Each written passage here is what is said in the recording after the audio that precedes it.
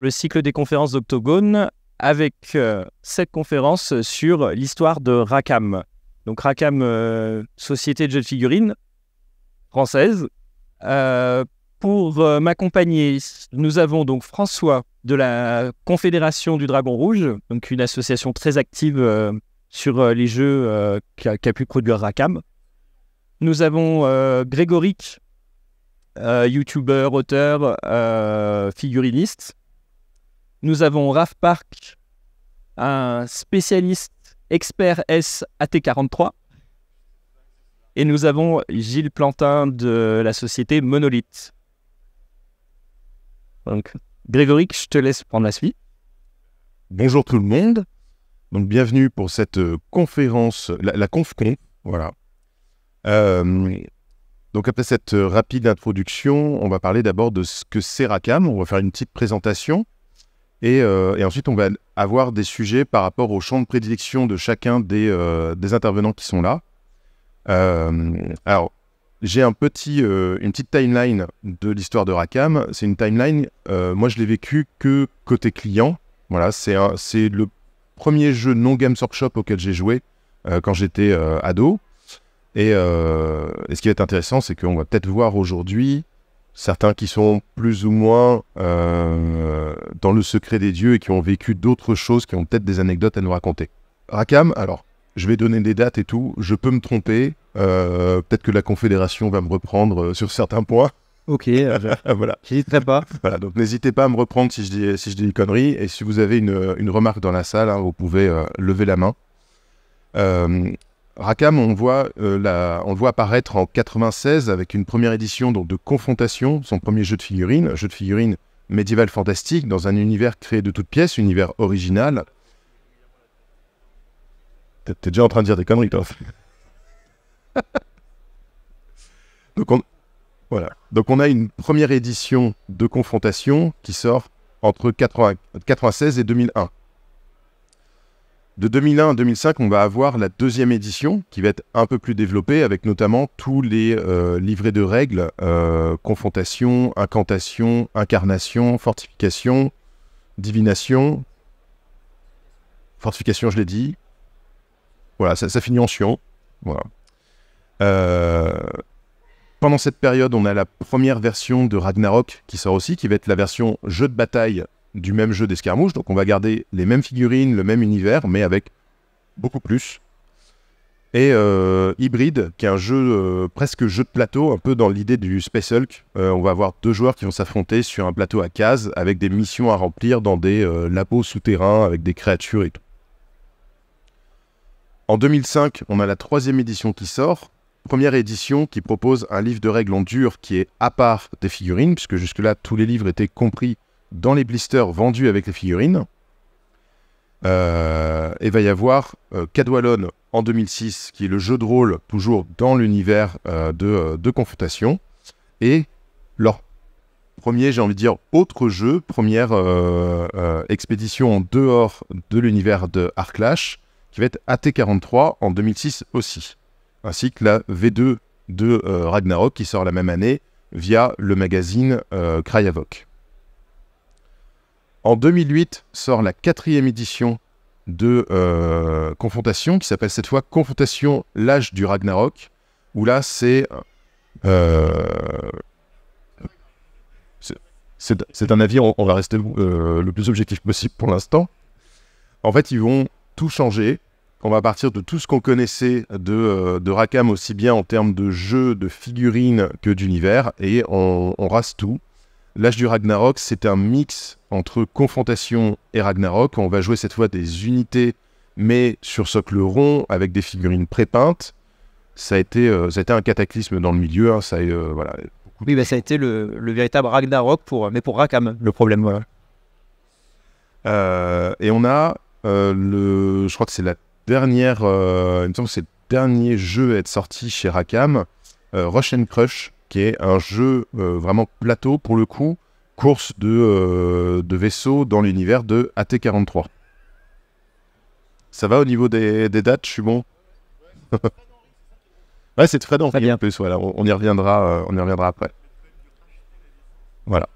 Alors, La société Racam elle-même connaît quelques déboires, puisqu'en 2007, ils sont en redressement judiciaire. Donc, on est juste après la sortie. Dans la même année, ils ont sorti Cadwallon AT43 et Ragnarok V2. Et juste après, ils passent en redressement judiciaire. Il y a Racam Entertainment qui est fondé en 2008 pour sauver la boîte, en gros. Donc, c'est une autre boîte qui est créée, qui rachète toutes les franchises. Mais cette boîte aussi finit par faire faillite et est posée en liquidation en 2010. Et c'est là que l'histoire de la société Racam elle-même prend fin en 2010. Alors peut-être que, justement, 2010, c'est une date qui est un peu importante pour la Confédération du Dragon Rouge. Peut-être que tu peux, du coup, nous présenter la Confédération elle-même, ce que vous faites, en fait. Tout à fait. Et le but de la Confédé. Alors, voilà, moi, je représente la Confédération du Dragon Rouge francophone. Alors, au passage, qui organise un tournoi aujourd'hui à Octogone. Vous pourrez passer nous voir. Il y a 20 participants. Et puis des tables de démo. Donc, ceux qui veulent s'initier à Confrontation pourront le faire aussi. Voilà. Donc, c'est une association qui a été créée en 2001, donc pendant l'âge d'or de Racam, et qui a toujours eu pour objectif de promouvoir les jeux Racam et les univers développés par Racam, en faisant le lien entre Avant, il y avait des petites associations de joueurs qui étaient éparpillées en France, et donc là, voilà, la Confédé a rassemblé tout le monde pour organiser des événements au niveau national. Et puis, rapidement, ça a été copié dans les autres pays. À l'apogée, je crois qu'il y avait 13 confédérations du Dragon Rouge. Donc, il y en avait dans tous les pays limitrophes de la France, aux États-Unis, en Grèce, en Angleterre, etc., etc. Voilà. Donc, promouvoir ces jeux, donc par l'organisation d'événements, de concours de peinture, de tournois. Et c'est aussi elle qui a développé les règles de tournoi pour les jeux Racam. Voilà, avec l'aide de toutes les confédés. Parce que, effectivement, Racam, quand il a développé Confrontation, c'était plutôt un jeu prévu pour plutôt se raconter des histoires. C'était quand même les règles très orientées jeu de rôle, finalement, à l'époque, en opposition aux jeux de masse qui existaient dans les années 90. Voilà, Warhammer Battle. Racam a vraiment pris le contre-pied de tout ça, et donc a inventé finalement un jeu d'escarmouche médiéval fantastique, mais voilà, dans une optique plutôt de se raconter des histoires avec des règles qui suivaient plutôt le jeu de rôle, c'est-à-dire voilà, je fais un test pour prendre l'initiative, je fais des passes d'armes, etc., comme on peut voir dans n'importe quel jeu de rôle. Et alors, donc c'est la Confédé qui a donc développé ces règles de tournoi avec l'aide de toutes les confédés à l'époque. Et donc qui servait aussi de juge lors des tournois, les Open Racam, qui alors là il y avait peut-être 200 joueurs, voilà, donc il y avait vraiment besoin de beaucoup de monde, et donc voilà, la Confédé a été mise à contribution à ce moment-là. Et puis effectivement, voilà, les années passent, et puis arrive la chute de Racam. Alors déjà, voilà, la sortie de Confrontation, l'âge du Ragnarok, où là déjà la Confédé s'est un petit peu éloignée de Racam. C'est-à-dire qu'il y a un certain nombre de membres de la Confédé qui étaient attachés à Confrontation 3, le jeu d'escarmouche, et qui ont commencé à imaginer une suite pour Confrontation 3 en parallèle de Confrontation l'âge du Ragnarok. Alors, la chute de Racam a entraîné la Confédé, c'est-à-dire que l'association a vraiment périclité. Elle n'a pas été dissoute, mais il n'y avait plus d'AG, plus d'adhésion. Mais il y a un forum de joueurs qui s'est créé en 2012 pour poursuivre ce projet de poursuivre le Confrontation mode escarmouche, donc confrontation, sur les bases de Confrontation 3. Et là, il y avait plus beaucoup de monde, mais voilà, des irréductibles ont lancé ce projet Confédé. Et c'est vrai que là, il y a peut-être un remerciement à donner à 2 personnes vraiment qui étaient à la tête de ce projet. Donc celui qui a créé le forum et l'army builder de Confédé, donc Jean Milleux, alias Librevent, que je vois au fond. Merci. Et puis le chef de projet, Fabien Duhamel, alias Supertaz, que beaucoup de gens connaissent ici, puisque c'est l'un des principaux organisateurs de... En effet, il est co-responsable du Call Figurine, donc voilà. Donc merci à eux d'avoir maintenu la flamme, et cette flamme qui continue jusqu'en 2024. Alors à partir de 2022, on a recréé l'association en dur, c'est-à-dire avec des adhésions, et puis voilà, une politique active de promotion des tournois.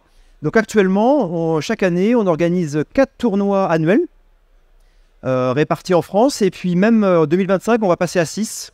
Donc en 2025, on aura un tournoi à Lille, un tournoi à Paris, en Bretagne, à Lyon, donc aujourd'hui, Poitiers et Montpellier. Donc on a quand même un bon petit quadrillage de la France maintenant. Voilà.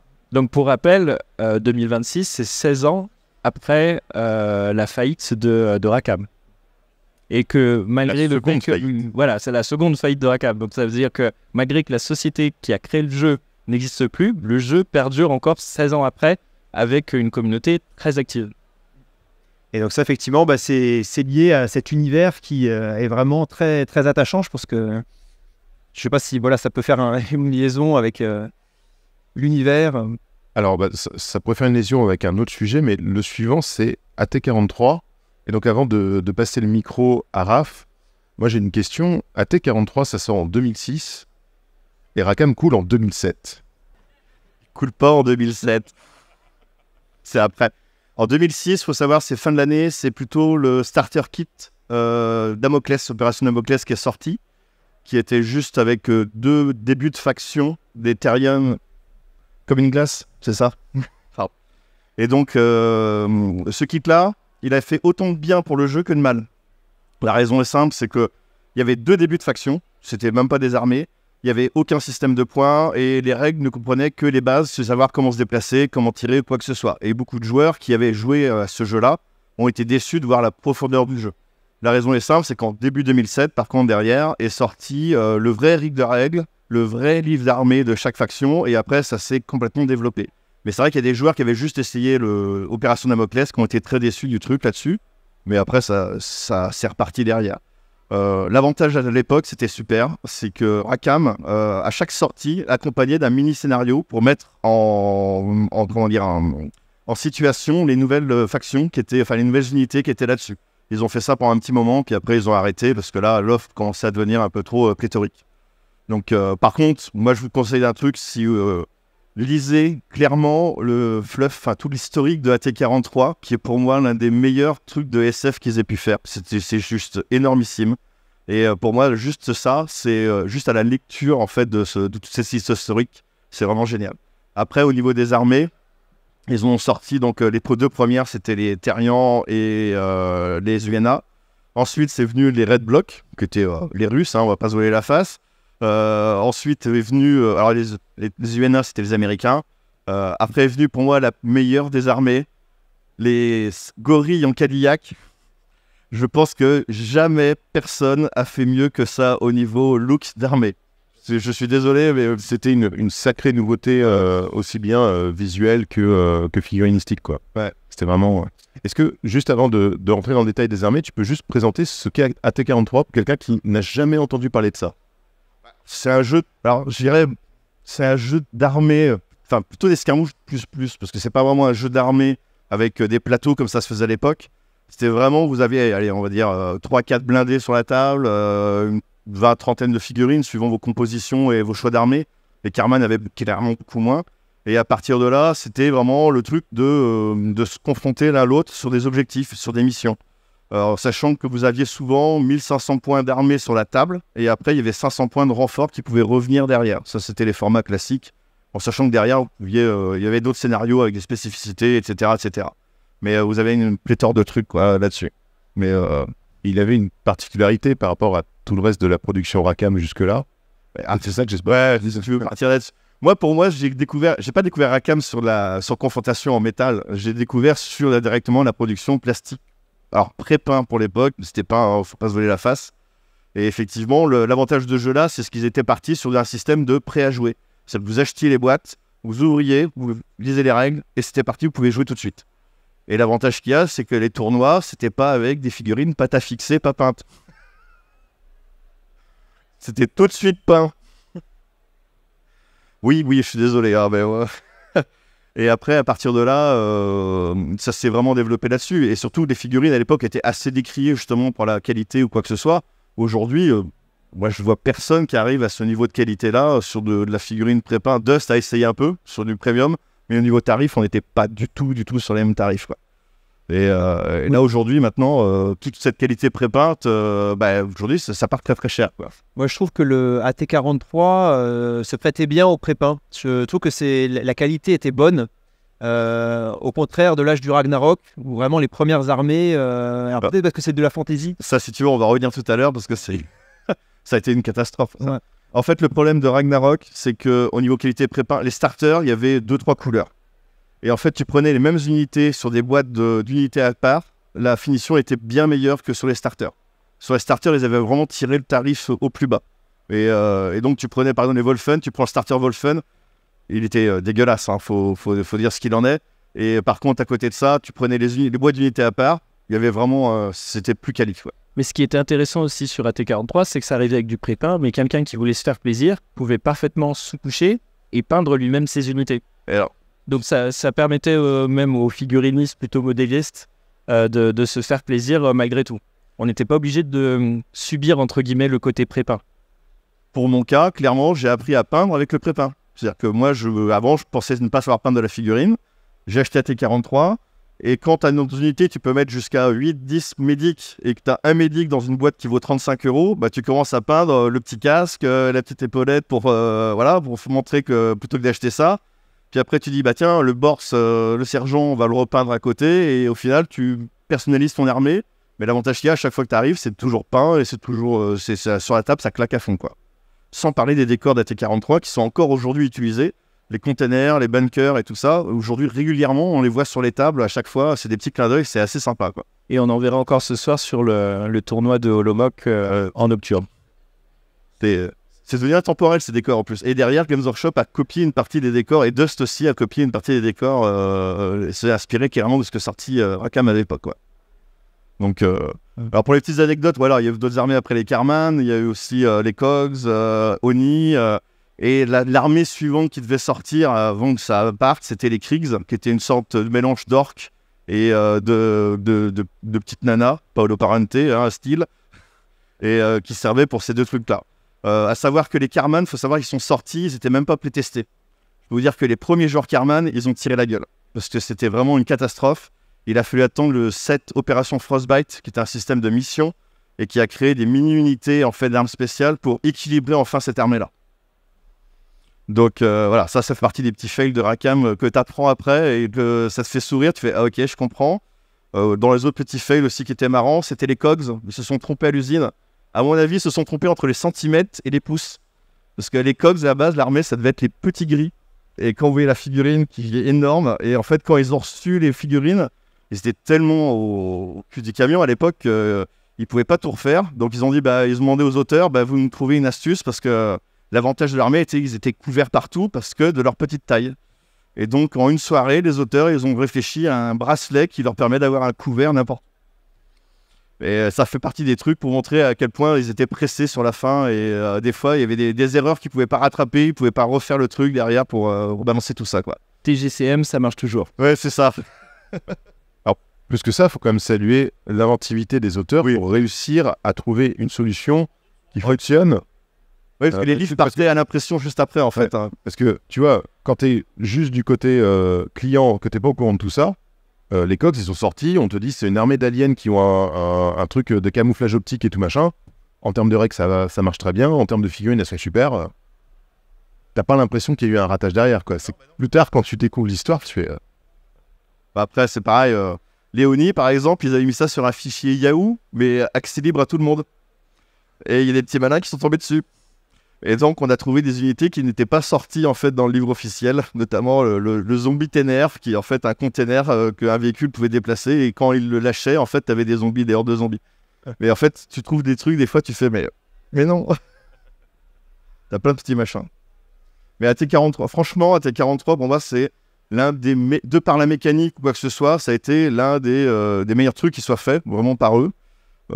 Si on prend Ragnarok, effectivement, on va parler. En fait, ils ont voulu copier les mécaniques de AT43 avec confrontation et ça marchait pas du tout. Et plus, ils ont voulu sortir toutes les armées en même temps en PDF. Et pareil, c'était complètement déséquilibré. Désarmé en 2 tours, tu roulais sur l'adversaire, c'était juste impossible. Ouais, puis il y avait un passif au niveau de confrontation qui s'adressait voilà, Escarmouche. aux joueurs, mais aussi aux peintres. Enfin, voilà, de la belle figurine, voilà, avec vraiment un standard de qualité high level. Quoi. Voilà, il fallait que ce soit les meilleurs. Quoi, voilà. Et c'est vrai que là, sortir du Arena Rock avec des figurines pré-peintes, avec que les bases, même pas mal faites. Alors après, sur la fin, les morts-vivants, par exemple, étaient de meilleure qualité, mais c'est vrai que... Oui, alors la boîte de RAM, effectivement, de Bélier, elle est aujourd'hui... Si vous en trouvez une à moins de 200-300 euros, vous pouvez la prendre. C'est une bonne affaire. Ça part, en plus, sans parler des gargouilles, les trucs comme ça qui ont été produits en très petite quantité. Les vampires. C'est ça aussi. Donc toute cette armée-là, aujourd'hui, elle est très très cherchée là-dessus. Par contre, sur confrontation, je vais reprendre un exemple qui est sorti après, c'est Drakeris. Alors, je ne sais pas si certains ont entendu parler. Drakeris reprend les mécaniques d'AT-43 et avec un autre système d'initiative avec la roue du temps. Et à partir de là, lui, par contre, pour le coup, c'est pour moi ce qu'aurait dû être confrontation V4. Alors, tu marches un peu sur mes plates-bandes. Pardon. C'est la question de la fac. Mais voilà, je pense qu'on pourrait faire une conférence entière sur le plastique pré-peint chez Rackham. Il y aurait plein de trucs à dire. On va juste passer au point suivant parce qu'on est limité dans le temps malheureusement, mais c'est un point qu'on pourra développer plus tard peut-être sur une conférence en ligne ou quelque chose comme ça. On a une émission, je crois. On va revenir sur la fin de Rackham. Hein. C'était pour ça la petite pique. Est-ce que c'est AT-43 qui a provoqué la chute de Rackham? Quand Rackham disparaît, il y a un grand flou artistique sur les droits. C'est une intro. Tu vois, c'est pour que quelqu'un puisse dire « Ah non, parce qu'en fait, voilà. » Il est très bon public. Mais justement... Gilles, peut-être, est-ce que tu peux nous parler, tu connais un peu cette période, ce qui s'est passé Alors, je connais un peu cette période, mais Graf la connaît mieux que moi. Vous pourrez éviter qu'il parle toutes les 2 secondes.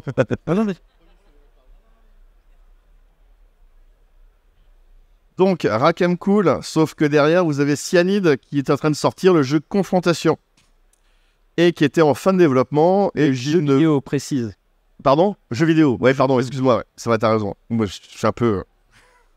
Donc, ouais, le jeu vidéo Confrontation allait sortir chez Cyanide. Et malheureusement, pour le sortir, il fallait qu'ils aient les droits. Et résultat, à la fin de Rackham, ils se sont précipités pour acheter l'intégralité des droits de Rackham. Donc, aussi bien Confrontation qu'AT-43 pour sortir en jeu. Qui n'était pas terrible, d'ailleurs. Et donc, derrière, par contre, eux, ils ont laissé dormir complètement cette licence.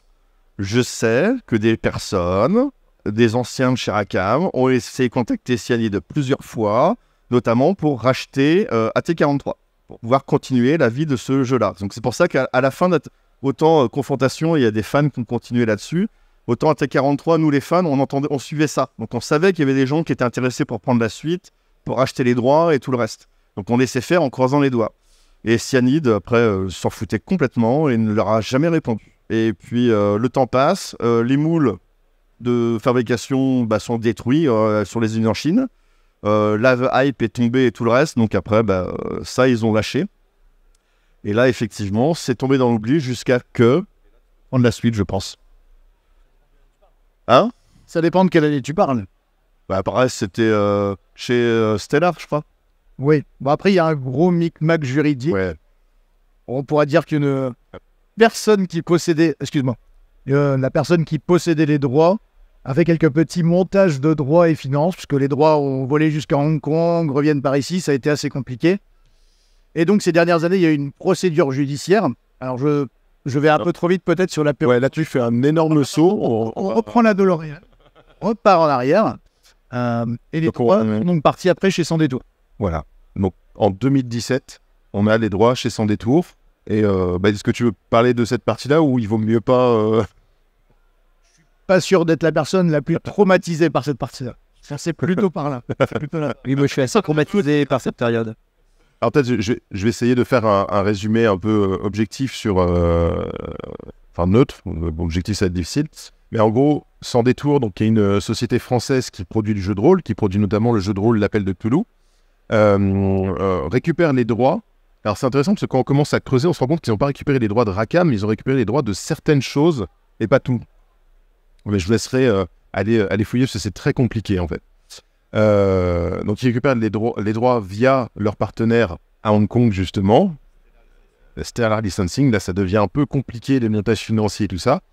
Et en 2018, ils lancent un financement participatif sur Kickstarter pour ressortir Confrontation avec un système qui était assez étrange. Alors même si on n'est pas... parce que c'est facile a posteriori de dire c'était une arnaque, ils n'avaient pas les droits, ils avaient machin, c'était des montages financiers et tout.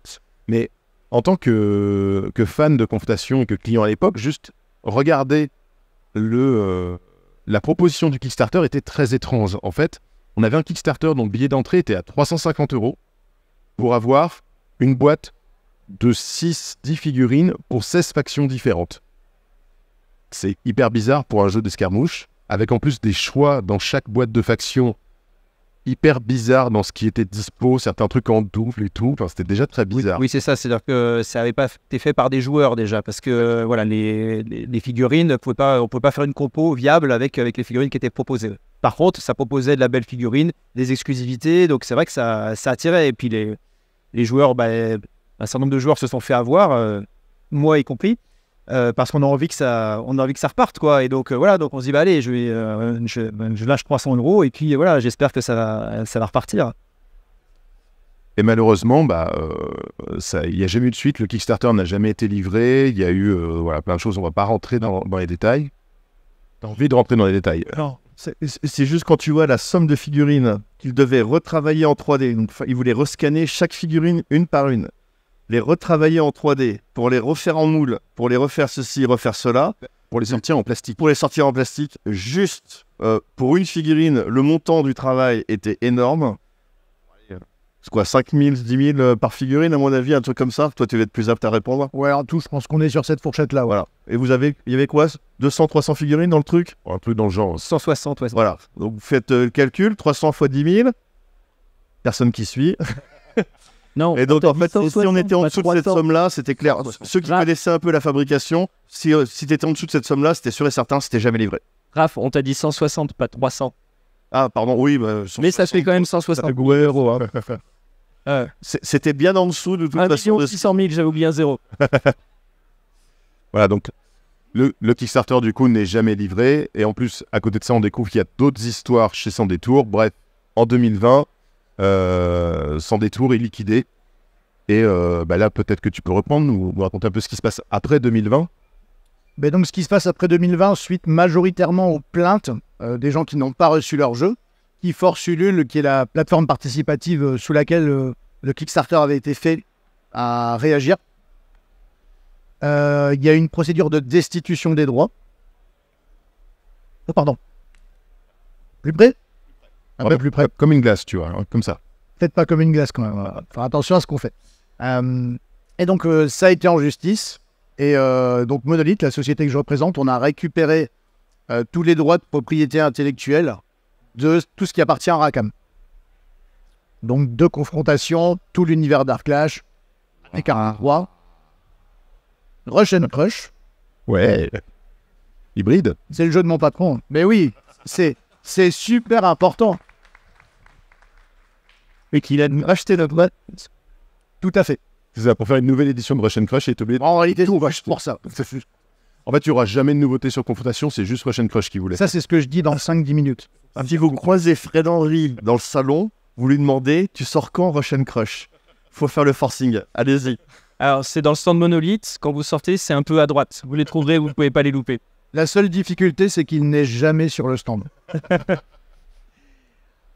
En parallèle de ça, on a aussi toute une histoire autour de ce que sont devenus les employés de Rackham, qui, pour certains, ont créé de très très belles choses. Ça, il y a eu tous les talents, aussi bien les auteurs, auteurs littéraires ou auteurs de règles de jeu, les sculpteurs, les peintres, etc. Ils ont tous eu une carrière super intéressante et très riche derrière aussi en fondant d'autres sociétés, en travaillant sur d'autres jeux, en faisant d'autres projets. Notamment, on a Zombicide, par exemple, qui est hyper connu du grand public, et qui, mine de rien, est un jeu qui a amené le grand public à la figurine, c'est quasiment que des anciens de Rackham dessus, même tous en fait. Bah, il y a une bonne partie, ouais, tous ceux qui sont partis chez Guillotine Games, qui est le sous-studio de Cool Mini. Il y a une partie qui, à l'époque, travaillait avec nous dès les débuts sur Conan, parce qu'on avait une bonne partie des sculpteurs comme Stéphane Simon, par exemple. On avait les peintres comme Martin Grandbarbe. Donc oui, nous aussi, on a récupéré pas mal d'anciens de Rackham sur le travail. Ouais. Et une très grosse partie sont effectivement partis chez Cool Mini à l'époque pour Zombicide et après. Parce que l'avantage, c'est que ça a été des jeux effectivement beaucoup plus grand public. Et la grande nouveauté qu'on a eue avec la période Kickstarter et les premiers financements, c'est aussi le fait qu'on pouvait livrer des jeux avec beaucoup de figurines et déjà assemblées. C'est toute cette partie qui a ramené beaucoup de monde dans le hobby. Au fait, c'est le fait de ne pas avoir à préparer tes figurines. Tu sors de la boîte et tu peux jouer tout de suite. Et la petite anecdote quand même avec Zombicide, c'est que ça avait été en fait développé pour constituer un hybride V2. Voilà. Ça devait être hybride V2 et finalement c'est devenu Zombicide. Rackham s'est cassé la figure et puis ils ont sorti Zombicide avec le succès qu'on a pu voir.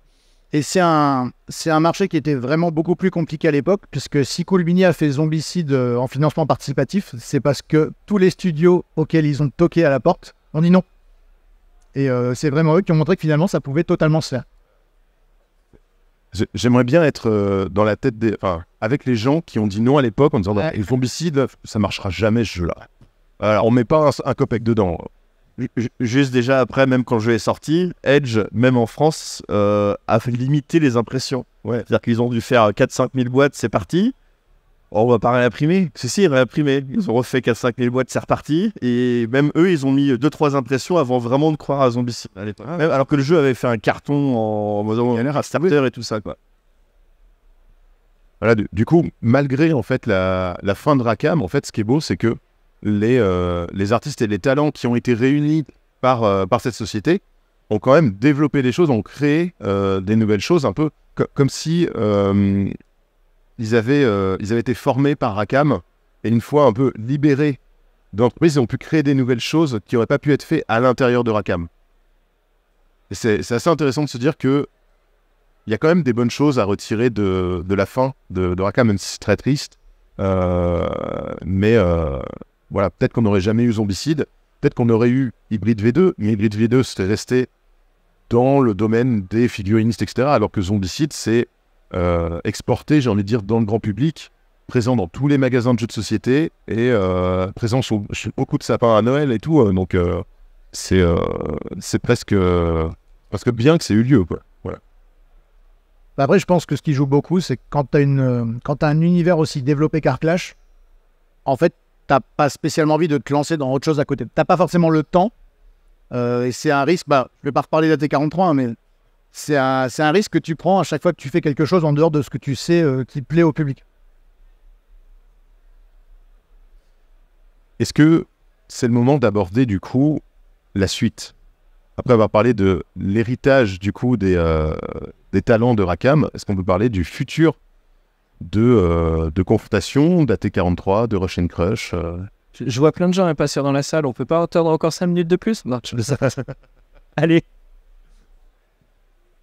Il y avait un futur de prévu, mais on m'avait pas du tout prévenu à la conférence. Je devais annoncer notre version Monopoly, c'est tout. Non. Monopoly Art Clash. On peut acheter des baronnies et tout, c'est chouette. Eh bien donc, si vous êtes nombreux ici, c'est effectivement puisque on a deux univers très forts donc, qui sont nés chez Rackham.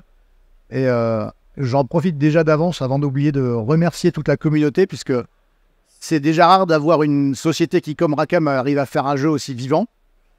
Et c'est encore plus rare d'avoir un jeu qui ne meurt pas vraiment grâce à la communauté, alors que, pour dire les choses clairement, il n'y a pas d'argent à gagner à ce moment-là. Et je pense qu'on le voit notamment avec la Fédération du Dragon Rouge. C'est, en tout cas en France et dans certains pays d'Europe, il y a clairement eu un avant et un après Rackham. Et donc nous, c'est des jeux qu'on a adorés. C'est des gens avec lesquels on a l'habitude de travailler, une partie des anciens de Rackham.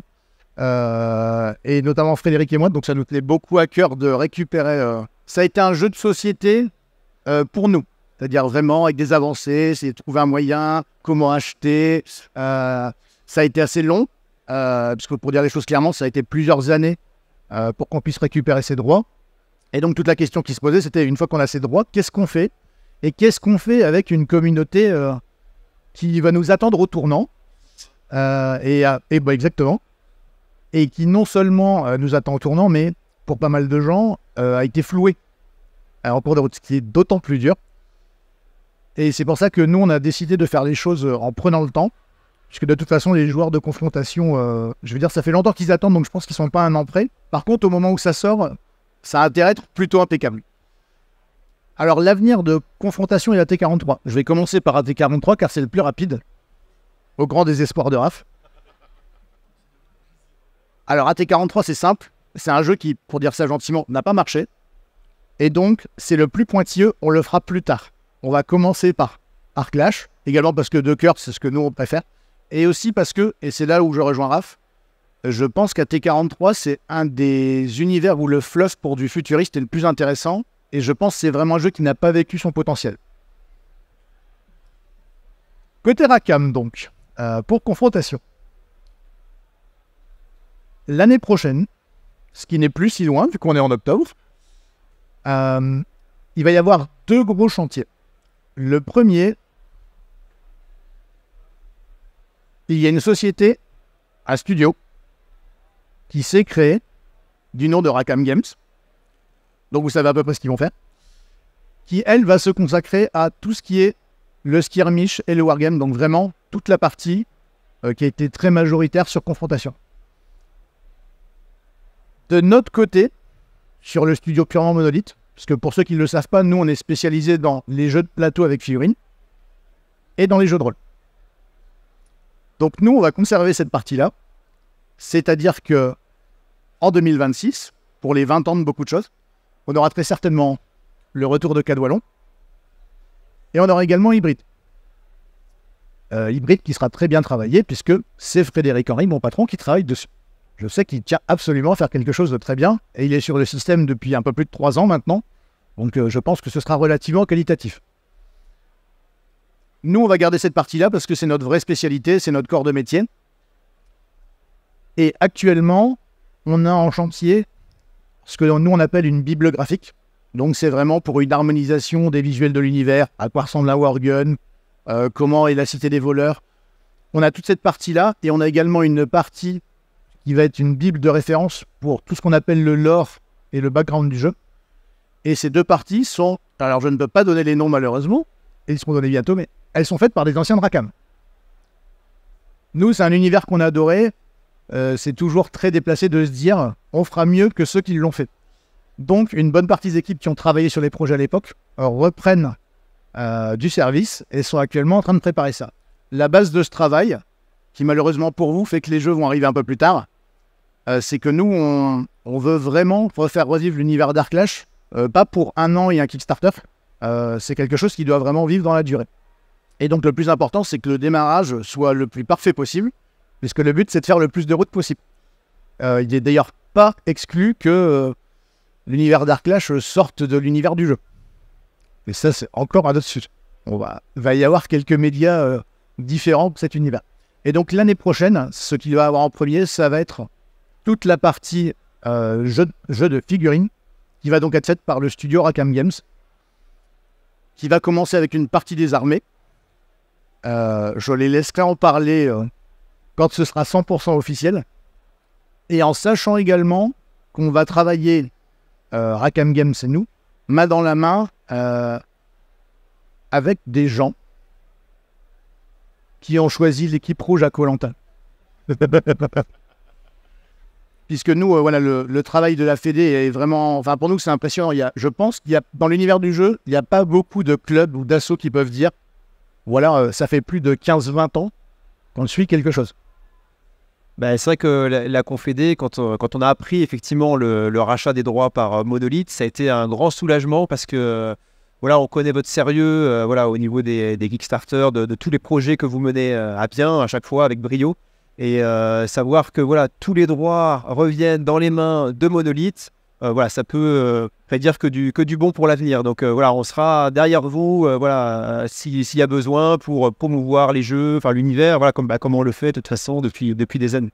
Généralement, j'aime pas trop qu'on fasse les malins, mais j'avoue qu'on doit être une des rares sociétés où sur Kickstarter, on a livré les jeux des autres.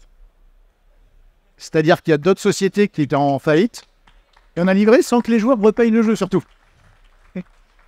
Donc on sait que vous serez livrés.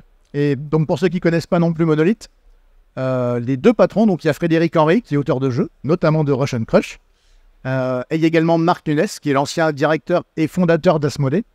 Et donc l'avantage, c'est que c'est surtout deux personnes qui, je dirais, en plus de leur éthique personnelle, sur un plan de la réputation, ne pourraient pas se permettre de ne pas livrer un projet.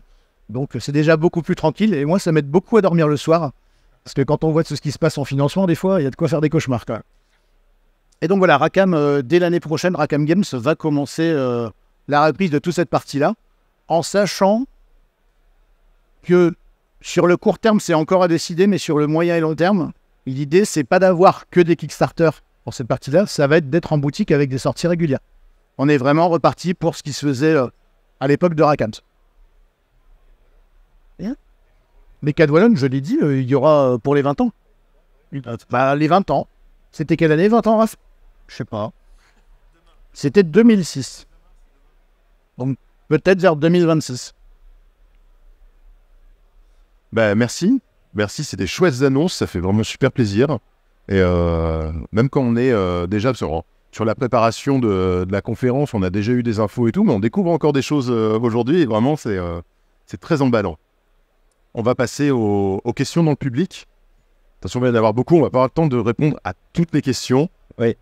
Donc attention. Oui, c'est ça, c'est qu'on va être très limité, il reste très peu de temps, donc on va pouvoir prendre une ou deux questions. Voilà. Je prends le plus proche. Bonjour. Alors moi, c'était plutôt pour Gilles que j'avais une question. Est-ce que vous n'avez pas peur que justement l'image de Sans Détour lors de vos KS puisse porter préjudice? Alors, je pense que c'est certain que ça portera préjudice. L'avantage, je dirais, c'est qu'on a l'assise financière pour se le permettre. Je pense qu'il y a évidemment une partie de la communauté qui va attendre de voir si le jeu sort vraiment, un peu comme Saint-Thomas, mais je pense que là, c'est même, je ne crois que ce que je touche. Et donc, il y a forcément une partie des gens qui vont rejoindre l'aventure plus tard, chat échaudé, comme on dit. Et en fait, ça me paraît un réflexe totalement normal. En fait, je trouve que c'est assez sain. C'est un univers qui fait rêver, mais je pense aussi que l'expérience personnelle des gens sur certains financements fait que, voilà, ils vont préférer attendre un peu, mais ça fait partie du jeu. Je veux dire, nous, on est très bien conscients de ça, tout comme on est très bien conscient qu'on sera attendu au tournant.